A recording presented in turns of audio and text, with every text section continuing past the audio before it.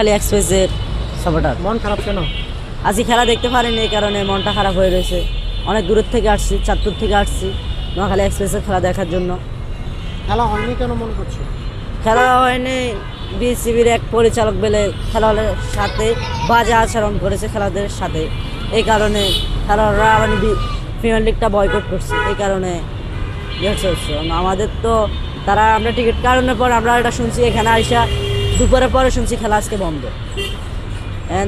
আমরা আসছি চাই সন্ধ্যে পর্যন্ত থাকবো, যদি খেলা দেখতে পারি তাহলে তো খুশি, আর না দেখতে পারলে আর করার কিছু না।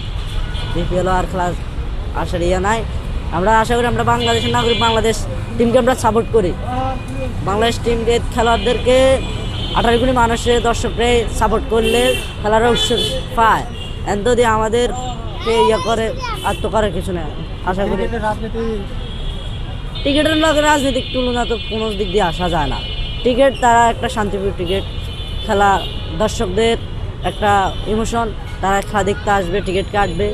আর এখানে তো রাজনীতিকের কিছু বলা হয় না। এমনকি রাজনীতি যুক্ত হয়েছে বলে মনে করছেন কি? রাজনৈতিক যুদ্ধ করলে এটা তাদের ব্যাপার, এখন তো আমরা এটা জানি না, সেটা বলতে পারি না। আশা করি টিকিটের খেলাটা আমরা আজকে দেখতে পারি। আজকে কার সাপোর্টার ছিলেন? আজকে নোয়াখালী এক্সপ্রেসের সাপোর্টার।